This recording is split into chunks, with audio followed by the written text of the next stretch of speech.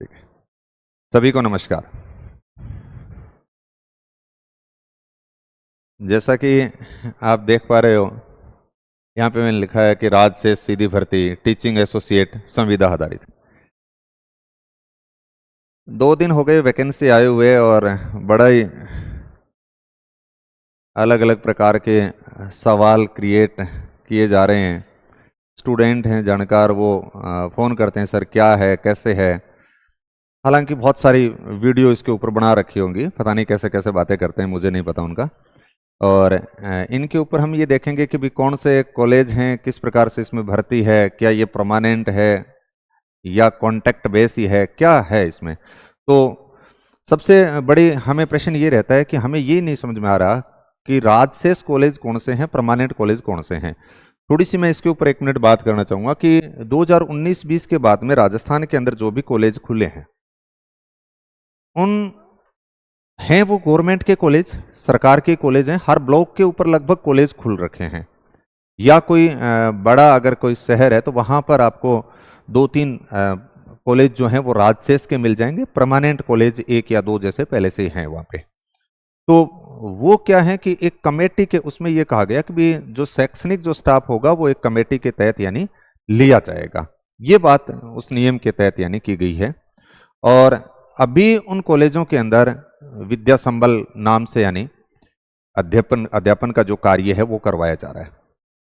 अब उसमें क्या कर रही है कि गवर्नमेंट ये कह रही है कि भी इन कॉलेजों के अंदर जो 2019-20 के बाद में जो कॉलेज हैं, उन कॉलेजों के अंदर जो टीचिंग के लिए, अध्यापन कार्य के लिए जो एक तरह से असिस्टेंट प्रोफेसर का काम होता है, वो काम वही है, लेकिन कॉन्ट्रैक्ट बेस पे जो भर्ती की जा रही है उसके अंदर पोस्ट का जो नाम दे दिया गया है वो टीचिंग एसोसिएट की बात की गई है यानी। और इसका काम जो संपादित करवाने का जो काम दिया गया है वो राजस्थान कर्मचारी चयन बोर्ड को दे रखा है। तो यहां पर मेरा कहने का भावार्थ ये है कि ये परमानेंट कॉलेज जो हैं उसके पैरेलल दूसरे कॉलेज और हैं, और ये आपको हर ब्लॉक के ऊपर कॉलेज देखने को मिलेंगे। तो पिछले 6-7 सालों के अंदर यानी इस प्रकार के जो कॉलेजेस खुले हैं, न केवल हायर एजुकेशन के अंदर, अपने यहाँ पे मेडिकल के अंदर भी अगर जाते हो तो राजस्थान के अंदर 6 कॉलेजों को छोड़ करके करीबन राजस्थान में 30 कॉलेज के आसपास होंगे, 30-31 कॉलेज। तो बाकी जो कॉलेज हैं वहां पे राजमेश के नाम से संचालित होते हैं और अपने यहाँ पे राजशेष के नाम से संचालित होते हैं। तो ये एक कमेटी के तहत संचालित होने वाले कॉलेज हैं। परमानेंट जैसे पुराने जो कॉलेज हैं उनके अंदर भर्ती की प्रक्रिया नियमित रूप से वहां पे लिया जा रहा है, वैसा यहाँ पे नहीं लिया जा रहा। यहाँ पे नाम ही स्पष्ट लिखा हुआ है कि ये एक संविदा भर्ती है, यानी हमारे साथ एक कॉन्टैक्ट किया जा रहा है। आपको इतने समय के लिए एक समय अवधि दे दी कि कमेटी प्रथम बार आपको 5 साल के लिए नियुक्त करेगी, ऐसा कुछ है। तो ये तो आपको समझ में आ गया होगा कि भी राजशेष कॉलेज कौन से हैं, क्योंकि हमें ऐसा लगता है ये चारों में जो हमारे कॉलेजेस हैं वो परमानेंट कॉलेज हैं सारे हर ब्लॉक के ऊपर। तो 2 प्रकार के कॉलेज राजस्थान के अंदर संचालित हो रहे हैं। दूसरी बात इसमें की जाए कि ये एक हालांकि बहुत बड़े पद निकाले हैं, क्योंकि ये कॉलेजों की संख्या करीबन एग्जैक्ट मुझे नहीं याद है, लेकिन मैं अनुमानित अगर बात करें तो 300-400 के आसपास मेरे विचार से ये कॉलेज होंगे, राउंड फिगर के आसपास 350-400 कॉलेज। तो उन सब के अंदर शैक्षणिक स्टाफ के लिए 3540 पोस्टों के लिए विज्ञापन निकाला है। संख्या बहुत बड़ी है और हर सब्जेक्ट के अंदर आप देखोगे काफी सब्जेक्ट ऐसे हैं जिनके अंदर अब वो 300-200 से ऊपर दिखा रखे हैं। इतनी किसी समय स्कूल लेक्चरर की वैकेंसी भी नहीं आती थी। इस बार भी पिछली दोनों जो स्कूल लेक्चरर की वैकेंसी जो चल रही हैं ज्योग्राफी की, उनमें तो 200-250 के आसपास पोस्टें थी। और यहाँ पे अगर आप देखते हो तो ज्योग्राफी की भी 393 यानी लगभग आप यूं कह सकते हो राउंड फिगर के अंदर 400 के आसपास पोस्टें निकाल रखी हैं। तो एज जो स्कूल एजुकेशन के अंदर जो स्कूल लेक्चरर की जो वैकेंसी आती है उससे बड़ी टीचिंग एसोसिएट की भर्ती निकाल रखी है। अब अगला प्रश्न ये है कि अगर इनके अंदर हमारी जब इतनी बड़ी भर्ती है तो हमें क्या स्कूल लेक्चरर का जो अभी जून के अंदर एग्जाम होने वाला है क्या उसको छोड़ करके इसकी तैयारी करनी चाहिए? नहीं, वो हमारी परमानेंट भर्ती है। चाहे आप स्कूल लेक्चरर की तैयारी करें, चाहे आप सामान्य अध्यापक की तैयारी करें, चाहे वरिष्ठ अध्यापक की तैयारी करें, या अन्य किसी परमानेंट पोस्ट के लिए आपके पास में वैकेंसी आई हुई है तो पहले आप उसको कंप्लीट कीजिए। ये इस वैकेंसी के ऊपर हम बात करेंगे किसको और कब और कैसे तैयारी करनी चाहिए। और क्या हमारे लिए ये फायदेमंद कितनी है उसके ऊपर भी बात कर लेंगे। तो 3540 पद हर सब्जेक्ट जो जिस विषय का है उसको आप देख लें।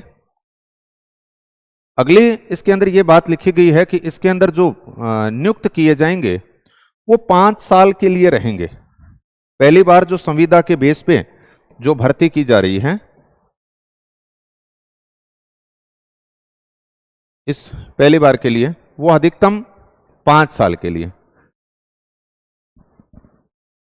फिर उसके बाद में कमेटी उसको विस्तारित अगर करे, उसकी सेवा से संतोष हो, और अगर कमेटी निरस्त नहीं होती है तो उसको आगामी 3 वर्ष के लिए एक बार के लिए बढ़ाया जा सकता है। अधिकतम 60 साल तक सर्विस रह सकती है अगर ये सब कुछ चलता रहता है सिस्टम। तो अगर गवर्नमेंट ने इसमें कुछ बदलाव कर दिया तो फिर वो वहीं पर यानी समाप्त हो जाएगी। कुछ इस प्रकार की बातें की गई हैं।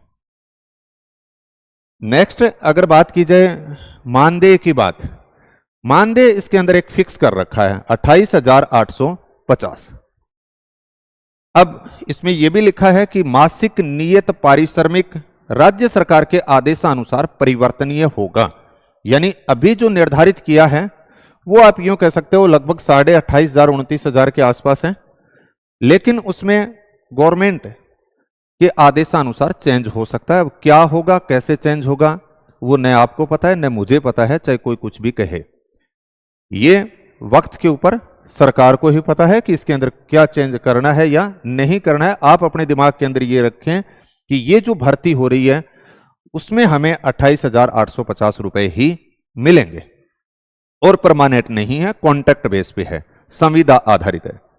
अब इसमें थोड़ी सी अगर बात देखें कि यहां पर पात्रता और शैक्षणिक योग्यताएं, पात्रता और शैक्षणिक योग्यताएं वही हैं जो एक असिस्टेंट प्रोफेसर के लिए चाहिए। नेट क्वालिफाई चाहिएगा, सेट क्वालिफाई हो, या फिर एक टाइम अवधि से पहले की पीएचडी हो। और जो भी कैटेगरी हैं उनके अंदर 5% की जो रिलैक्सेशन दे रखी है वो इसी के अंदर भी दे रखी है। अब यहां पर जो प्रश्न है कि इसके अंदर 21 साल से लेकर के 40 साल तक वाले आवेदन कर सकते हैं। 1/1/2027 की बात की गई है। और योग्यताओं की जो अगर बात करें कि ये योग्यताएं जो नेट सेट की बात कर रहे हैं वो कब तक कंप्लीट होनी चाहिए, तो इन्होंने ये लिखा है कि भाई जिस समय परीक्षा की तिथि हो, परीक्षा की तिथि इन्होंने अनुमानित दे रखी है अगस्त सितंबर अक्टूबर। अभी के अकॉर्डिंग तो हम ये मान के चलें कि अगस्त सितंबर अक्टूबर में जिस दिन एग्जाम हो रहा है उस दिन आपके पास में नेट का सेट का सर्टिफिकेट होना चाहिए, या आपकी एमए अगर कंप्लीट नहीं है, अभी आप फाइनल ईयर में हो, तो उसका रिजल्ट उस समय तक आ जाना चाहिए। यानी सीधी सी बात है कि जिस दिन एग्जाम होगा उस दिन हमारे पास में पात्रता होनी चाहिए। अब अगला प्रश्न यही आता है, क्या अक्टूबर तक फाइनल हो जाएगी 100%? गवर्नमेंट की अभी की मंशा के अकॉर्डिंग तो यही है कि भी हम अक्टूबर सितंबर अक्टूबर तक एग्जाम करवा लेंगे। अब किसी परिस्थिति के अनुसार वो आगे पीछे होता है तो वो अलग बात है। अभी इसी दौरान दो चीजें आएंगी भी, बहुत सारे विद्यार्थी ऐसे हैं जो एमए फाइनल ईयर के अंदर अध्ययनरत हैं, अपीयरिंग हैं, तो क्या उनको फॉर्म भरना चाहिए? बिल्कुल उनको भर देना चाहिए, क्योंकि एग्जाम की अनुमानित तारीख है। हो सकता है उनका रिजल्ट जैसे दिसंबर में आ रहा हो, तो कोई विद्यार्थी आज ये सोचे कि भी मेरा तो दिसंबर में रिजल्ट आएगा, तो ये तो एग्जाम शायद नवंबर में ही खत्म हो जाएगा, तो मैं क्यों भरूं? तो आप कम से कम उतने दिन पढ़ेंगे। हो सकता है आपका 1 महीने बाद में अगर एग्जाम हो, पोस्टपोन्ड हो किसी भी वजह से, तो आपकी डिग्री कंप्लीट हो सकती है। तो फॉर्म भरने के अंदर आप देरी नहीं करें, उसको जरूर भरें। आपकी नेट नहीं है, सेट नहीं है, गवर्नमेंट अभी सेट का आयोजन करवाएगी, हो सकता है उसका परिणाम उससे पहले आ जाए। नेट जो आपकी जून वाली होगी, हो सकता है उसका परिणाम उससे पहले आ जाए। तो बहुत सारे विद्यार्थी ऐसे होंगे जिनकी अभी तक नेट सेट नहीं हुई है, या एमए फाइनल ईयर में जो अपीयरिंग है उन विद्यार्थियों का रिजल्ट नहीं आया है। वो विद्यार्थी अभी के लिए अपना आवेदन कर सकते हैं, ऐसा इसमें बात की गई है। जो आयु की मैंने बात की वो वही है कि 21 साल से लेकर के 40 साल तक की बात की गई है। कब तक? 1/1/2027। और जैसे ही जो कैटेगरी हैं उनके अंदर रिलीफ दी गई है, तो वो आप इसके अंदर डिटेल में देख लें कि किस किस प्रकार से किस कैटेगरी में कितनी छूट दी गई है। परीक्षा की जो बात कर रहे थे वही OMR बेस एक तरह से पेपर होने की बात है, या कंप्यूटर आधारित होगा या टैबलेट आधारित, जो भी होगा। अगस्त सितंबर अक्टूबर 2026 में परीक्षा का आयोजन करवाने की बात है। बोर्ड द्वारा टीचिंग एसोसिएट संविदा आधारित पद के लिए परीक्षा संभावित माह यहां पे बता दी, अगस्त सितंबर अक्टूबर, ये एक तरह से संभावना जताई है। तो प्रयास इनका यही रहेगा कि भी इस साल के अंदर यह एग्जाम हो जाए। अब परीक्षा की स्कीम और पाठ्यक्रम के ऊपर अगर देखोगे तो इसके अंदर दो पेपर की बात की गई है। एक जनरल स्टडी का है जिसके अंदर 60 प्रश्न आएंगे, और एक सब्जेक्ट का है जिसके अंदर 120 प्रश्न आएंगे। 60 प्रश्न जो है वो 75 अंक के हैं और 120 300 अंकों के। समय यहां पे दे रखा है 1 घंटे और 2 घंटे का। टोटल जो मार्किंग होगी वो 375 होगी। असिस्टेंट प्रोफेसर का जो एग्जाम होता है उसके अंदर हमारे जो पेपर का जो पैटर्न रहता है उसमें सिलेबस तो इसी की बात की गई है, लेकिन उसमें 2 पेपर सब्जेक्ट के रहते हैं, एक जीके का रहता है और फिर उसके बाद में इंटरव्यू भी रहता है, साक्षात्कार भी रहता है। यहां पे साक्षात्कार का कोई प्रावधान नहीं रखा गया, सीधा जो इस पेपर के अंदर पास होंगे उनके मेरिट बेस पे उनको लिया जाएगा। अब इसके ऊपर अगर हम डिटेल में थोड़ी सी बात करें उससे पहले मैं 2 चीजों के ऊपर पहले बात करना चाहूंगा कि इन 2 दिनों के अंदर बहुत सारे फोन भी आए हैं कि सर क्या इनको परमानेंट करेंगे क्या। भाई सबसे बड़ा सवाल यही होता है, क्योंकि हर बेरोजगार ये चाहता है कि भी उसकी नौकरी जो हो वो स्थायी हो। तो यहां पे ये जो वैकेंसी निकाली है कॉलेजेस के लिए है, ये ठीक है, लेकिन यहां पे शुरुआत में ही लिखा है कि ये वैकेंसी कॉन्ट्रैक्ट बेस पे है, संविदा आधारित है और इतने समय के लिए हमें प्रथम बार लिया जाएगा, यानी 5 साल के लिए आपकी सेवा जो है। तो यहां पे सबसे पहले आप देख रहे हो कि यानी संविदा भर्ती, इसका मतलब कॉन्ट्रैक्ट कहीं इन्होंने नहीं मेंशन किया कि परमानेंट होगी। अब हो सकता है अगले आपको कुछ दिनों के अंदर अलग अलग प्रकार के, ये जो सोशल मीडिया का जो जमाना है उसके ऊपर भी बहुत सारे प्लेटफॉर्म पर आ जाते हैं और वो ये कहते हैं इसको इतने समय के बाद में परमानेंट कर दिया जाएगा, ये कर दिया जाएगा, वो कर दिया जाएगा। इस भर्ती के अंदर कहीं पर भी इस विज्ञापन के अंदर ऐसा मेंशन नहीं किया गया। यहां पे प्योर यही बात की गई है कि ये आपकी संविदा बेस भर्ती ही रहने वाली, और आपको ये दिमाग में रख के ही काम करना है कि भी ये कॉन्ट्रैक्ट बेस पे है। और इसके अंदर दूसरी ये है भी कि 28,800 कुछ 850 रुपए मानदेय दिखा रखा है, ये होगा। इसमें कुछ कहते हैं इतने समय बाद में ये हो जाएगा, इतने समय बाद में ये हो जाएगा। नीचे आपने खुद ने देखा कि राज्य सरकार के आदेशानुसार इस पारिश्रम में बदलाव किया जा सकता है। तो इन दोनों प्रश्नों का ही उत्तर किसी के पास नहीं है। अगर कोई आपको यह कह रहा है कि इसको इतने समय बाद में परमानेंट कर देंगे तो वो अपन गोली गिटाना रही बात है, सीधी सी बात है। परमानेंट करेंगे नहीं करेंगे ये सारे फैसले गवर्नमेंट के होते हैं, लेकिन इस भर्ती के अंदर कहीं पर ये नहीं है। अब अगला प्रश्न ये आता है कि कल ने गुरुजी मैं तो तैयारी नहीं करा और बाद में जो कभी परमानेंट कर दें, तो तैयारी आपको करनी चाहिए। मैं ये नहीं कहता कि इसकी आपको तैयारी नहीं करनी चाहिए, तैयारी आपको जी जान के साथ में करनी चाहिए। तो बोले तैयारी क्यों करें जब कॉन्ट्रैक्ट बेस पे है। इसके 2 फायदे हैं। इसके 2 फायदे का मतलब यह है कि असिस्टेंट प्रोफेसर की भी परमानेंट भर्ती आएगी। अब वो 6 महीने में आती है कि 1 साल में आती है ये तो मैं नहीं कह सकता। राजस्थान में आ जाएगी, नहीं तो निकटवर्ती स्टेट के अंदर आती है, MP के अंदर आती है, UP के अंदर आती है, हरियाणा में आती हैं। यानी अगर आपकी नेट है तो आप वहां पर भी एग्जाम दे सकते हो, हिमाचल में दे सकते हो। तो कहने का मतलब अगर आपने सब्जेक्ट को बहुत अच्छे से, भाई जब आप इसकी तैयारी करते हो तो सिलेबस तो आपके सामने वही मिलेगा जो नेट का, सेट का, असिस्टेंट प्रोफेसर का दे रखा है। आपका सब्जेक्ट बहुत अच्छा हो गया तो आप चाहे राजस्थान के अंदर पेपर दें, चाहे MP में दें, चाहे हरियाणा में दें, चाहे दिल्ली के अंदर दें, चाहे किसी और जगह पे अगर आप पेपर देते हो इंडिया के अंदर किसी भी स्टेट के अंदर, तो फिर आपके सिलेबस जो आपका जो सब्जेक्ट किया हुआ है वो काम आएगा। इसलिए मेरे विचार से हमें यह नहीं करना चाहिए कि भी मैं इसको फिर फॉर्म ही नहीं भरूंगा कॉन्ट्रैक्ट बेस में। हाँ, आपको तब तक सपोर्ट करेगी जब तक आप परमानेंट वैकेंसी के अंदर नहीं जाते हो। भाई आप किसी इस भर्ती प्रक्रिया के तहत आपका चयन हो गया, आपको 28,000 रुपए या 29,000 रुपए आपको मिल रहे हैं। अब उस दौरान आपने कॉलेज के अंदर पढ़ा दिया, बाकी समय आपके पास में बच गया। उस समय के अंदर अपनी जो स्टडी होगी उसको आप कंटिन्यू रख सकते हो और आपको एक आर्थिक रूप से यानी घर वालों के ऊपर भी डिपेंड नहीं रहना पड़ेगा, और जब तक साल 2 साल 3 साल के अंदर आप कहीं सेटल नहीं हो जाते तब तक आपको ये एक तरह से पढ़ाई के तौर पे ये पैसे आपके काम आ जाएंगे। तो हमें अभी तक दिमाग के अंदर इतना ही रखना है कि हमारे लिए इस प्रकार से ये सपोर्टिव रहेगी। हमें तैयारी उसी बेस पे करनी है, उसी हिसाब से करनी है जैसे एक आप परमानेंट भर्ती के लिए जी जान लगा करके करते हो, क्योंकि उसका फायदा ये होगा कि आपका सब्जेक्ट बहुत मजबूत हो जाएगा, और जब आपका सब्जेक्ट मजबूत हो गया तो निश्चित रूप से आप किसी भी जगह अपना जो है वो परफॉर्मेंस कर सकते हैं। दूसरा जो सवाल था कि जो पहले से ऑलरेडी जॉब के अंदर हैं, जिनकी परमानेंट जॉब है, उनको इसकी तैयारी करनी चाहिए क्या? मेरे विचार से उनको इसकी तैयारी नहीं करनी चाहिए, क्योंकि वो ऑलरेडी पहले से ही परमानेंट जॉब के अंदर हैं। ये मैंने पहले ही बता दिया कि यहां पे लिखा हुआ है ये संविदा बेस है, क्योंकि कईयों के दिमाग में ऐसा होता है कि जी ये तो कॉलेज के अंदर भर्ती आई है। भर्ती कॉलेज के अंदर आई है, काम वही है जो असिस्टेंट प्रोफेसर का है, यानी जो पढ़ाने का है, लेकिन गवर्नमेंट ने यहां पर परमानेंट वैकेंसी न निकाल करके कॉन्ट्रैक्ट बेस पे यानी बात की गई है। तो इसलिए उनको हाँ वो सब्जेक्ट को अपना जरूर पढ़ें, क्योंकि जो ऑलरेडी किसी और जॉब के अंदर है, वो कॉलेज एजुकेशन के अंदर जाना चाहते हैं, वो अपने सब्जेक्ट को जरूर तैयार कर लें। जब भी परमानेंट भर्ती आए वो उसके अंदर आवेदन करें और उसके अंदर सहर से जा सकते हैं। अब जी सिलेबस की बात आती है।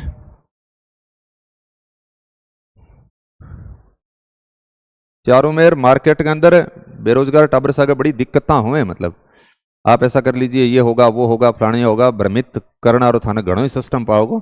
खुद की विवेक से डिसीजन ले। विवेक कुल मिला के बात यही है कि आपको सब्जेक्ट जरूर पढ़ना है, लेकिन इस ख्वाबों के साथ में न रहें कि ये सब कुछ है। ये जरूर ध्यान रखें कि हाँ तैयारी अच्छे से करनी है ताकि आगे आपके काम आ सके, क्योंकि जब आपके सामने कोई न कोई टारगेट होता है तो उस टारगेट के अकॉर्डिंग उस समय अवधि के अंदर आप उस काम को पूरा करने की कोशिश करते हो। अब ये जो परीक्षा वाला जो सिलेबस जो दे रखा है ना, ये सारा का सारा वही सिलेबस है जो राजस्थान के अंदर असिस्टेंट प्रोफेसर की भर्ती के अंदर चलता है, पूरा का पूरा। आप यहां पे देखोगे कि पेपर फर्स्ट के अंदर हालांकि उसमें 100 प्रश्न आते हैं, यहां पे 60 प्रश्न कर दिए, नंबर यहां पे 75 कर दिए, वहां पे 50 होते हैं, क्योंकि वहां पे आधे नंबर का एक प्रश्न होता है जो असिस्टेंट प्रोफेसर वाला जो सिलेबस दे रखा है। सिलेबस मैंने पूरा का पूरा तो हर एक पॉइंट को तो नहीं पढ़ा, लेकिन अगर बात की जाए तो अधिकांशतः मुझे वही बिंदु नजर आए जो एक तरह से उसमें है। हो सकता है कोई बिंदु आगे पीछे हो, लेकिन मेरे विचार से सारे के सारे वही आर्ट एंड कल्चर और हिस्ट्री का पार्ट दे दिया। दूसरा राजस्थान की ज्योग्राफी का पार्ट है। तीसरा अगर देखोगे तो पॉलिटिकल वाला और एडमिनिस्ट्रेशन, इकोनॉमिक का और समसामयिकी घटनाओं का, ये 5 पार्ट के अंदर इसको बांटा गया है। 60 प्रश्न दे रखे हैं, तो एक पार्ट तो ये हो गया। अगर आपने ये अच्छे से किया है तो स्वाभाविक सी बात है, राजस्थान की कला, संस्कृति, ज्योग्राफी, इकोनॉमिक अगर आती है तो राजस्थान का आप कोई भी पेपर देते हो तो उसके अंदर हमारे लिए हेल्पफुल होगा। और दूसरा असिस्टेंट प्रोफेसर के अंदर तो आपका पूरा का पूरा सिलेबस ये रहने वाला है, और जब भी वो भर्ती आएगी तो ये पढ़ा हुआ आपके काम आएगा। दूसरी ज्योग्राफी के वहां पे मैंने बताया था कि पेपर फर्स्ट और पेपर सेकंड नाम से 2-2 पेपर होते हैं, और उसमें 150 प्लस 150 प्रश्न आते हैं, यानी 300 प्रश्न रहते हैं। लेकिन यहां पर जो प्रश्नों की अगर बात करते हो तो जो प्रश्न है वो सारे ही 120 दिए गए हैं, और ये पेपर फर्स्ट सेकंड ऐसे काट दिया गया है। और 120 इसका मतलब ये नहीं है कि आपका सिलेबस कम किया गया है। सिलेबस तो आपका सारा का सारा वही है जो एक तरह से नेट में दे रखा है, या यही सेट में रहता है और यही असिस्टेंट प्रोफेसर में रहता है। नेट के अंदर राजस्थान की ज्योग्राफी नहीं होती, यहां पे राजस्थान की ज्योग्राफी है। अब आप देखोगे ये थॉट वाला पार्ट आ गया। सेकंड यूनिट में रिसर्च मेथोडोलॉजी, थर्ड के अंदर आप देखोगे जियो मॉर्फोलॉजी आ गई, फिर क्लाइमेटोलॉजी, ओशियानोग्राफी 5वीं यूनिट। छठी यूनिट में एनवायरमेंट की बात की गई है, फिर कार्टोग्राफी की बात कर ली, और फिर जो जियो स्पेसिकल की बात की है। यहाँ पे स्टैटिक्स का पार्ट आ गया, फिर इकोनॉमिक का आ गया 10वीं यूनिट के अंदर। 11वीं के अंदर आप देखोगे एग्रीकल्चर आ जाएगा, 12वीं के अंदर इंडस्ट्रियल एंड ट्रांसपोर्ट आ गया, फिर रीजनिंग प्लानिंग आ गया, पॉपुलेशन ज्योग्राफी आ गया, और सेटलमेंट ज्योग्राफी, और फिर इसके बाद में सामाजिक और सांस्कृतिक यानी सोशियो एंड कल्चर आ गई। फिर उसके बाद में आप देखोगे political geography, geography of India, geography of Rajasthan. इस प्रकार से कुल मिलाकर के 19 यूनिट दे रखी हैं। तो सिलेबस तो वही है जो असिस्टेंट प्रोफेसर के अंदर है। वहां पे 2 पेपर के अंदर डिवाइड कर रखा है, यहां पे 1 पेपर के अंदर कर दिया। अब 120 प्रश्न आने, तो उस तन अगर अपने डिटेल में और बात कर लेंगे। बात ये आती है पर यूनिट के अंदर से 5-6 प्रश्न एवरेज अगर बैलेंस बनता है तो इतने ही आते हैं, क्योंकि प्रश्नों की संख्या कम है। लेकिन वो तो हमें तो सिलेबस तो सारा का सारा ही पढ़ना पड़ेगा। इस सिलेबस को आप बड़े ही जी जान से पढ़ें, क्योंकि ये आपकी, जब तक आप किसी परमानेंट जॉब के अंदर सेटल नहीं हो जाते तब तक 28-28,500 रुपए हमें इसके अंदर मिलेंगे, हमें पढ़ने के लिए समय मिल जाएगा। और ये अगर इतना आपने पढ़ करके इसके अंदर सेलेक्ट हुए हो तो निश्चित रूप से आगामी जो परमानेंट जो भर्ती हैं उन सब के अंदर तो सारा का सारा सिलेबस तो यही आने वाला है। तो इसका मतलब ज्योग्राफी के ऊपर आपकी जो पकड़ है वो और मजबूत हो जाएगी। इसलिए हमें तैयारी तो करनी है, अच्छे से ही करनी है, जी जान के साथ में करनी है। और ये दिमाग में रखते हुए कि हमें इसके साथ साथ में कहीं आगे बेहतर जो अवसर होंगे वो खंगालेंगे। लेकिन ये आप यूं कह सकते हो एक प्रथम सीढ़ी है, प्रथम पायदान है आपको आगे बढ़ने का। और अगर आपका कोई प्रश्न हो किसी भी प्रकार का, तो आप किसी भी सब्जेक्ट के हो, किसी भी प्रकार का इससे संबंधित, तो 90-797-11-545 इसके ऊपर आप व्हाट्सअप मैसेज कर देना। जब भी मैं फ्री होऊंगा तो कॉल बैक कर लूंगा, वो कोई दिक्कत नहीं। और कईयों का प्रश्न ये भी था कि सर इतने कम समय के अंदर, जैसे भाई मई आ गई तो मई, जून, जुलाई, अगस्त, सितंबर, तो 4-5 महीने के अंदर हम कर पाएंगे क्या, या 6 महीने के अंदर? आप अभी से प्रयास शुरू कीजिए। या जो स्कूल लेक्चरर का एग्जाम दे रहे हैं, मैं तो शुभकामनाएं उनको देता हूं कि वो वहीं पे सेलेक्ट हो जाएं। अगर कोई बाई चांस ऐसा लगता है कि कुछ अंकों से कहीं पर 19-20 हो गई तो उनको उस समय के लिए पढ़ लेना चाहिए, क्योंकि आपका सब्जेक्ट तो रेगुलर रह ही रहेगा। या अगर आप सेलेक्ट हो गए हो तो भी सिलेबस को जरूर पढ़ लीजिए, क्योंकि जब परमानेंट भर्ती आएगी तो उसके अंदर भी आपके काम आएगा। तो इस बहाने से आप इसकी तैयारी है वो करें। और बाकी ज़्यादा दिमाग के अंदर अभी भ्रमित होने की जरूरत को नहीं है। रोज की फल तो इन्हें बिना ऐसा हो जाएगा, इसमें ये कर देंगे, इतने दिन बाद में ये होगा वो होगा, ऐसा गवर्नमेंट ने नहीं कहा है। कोई मेरे जैसे कहते हैं वो अलग बात है, उनकी वो कोई ऑथेंटिक्स बातें नहीं होती हैं। ऑथेंटिक्स बातें वही होती हैं जो लिखी जाती हैं, जो प्रावधान में होती हैं। बाकी किसी प्रकार की और आपका कोई सवाल हो तो आप जरूर पूछ लें। इसी के साथ में धन्यवाद।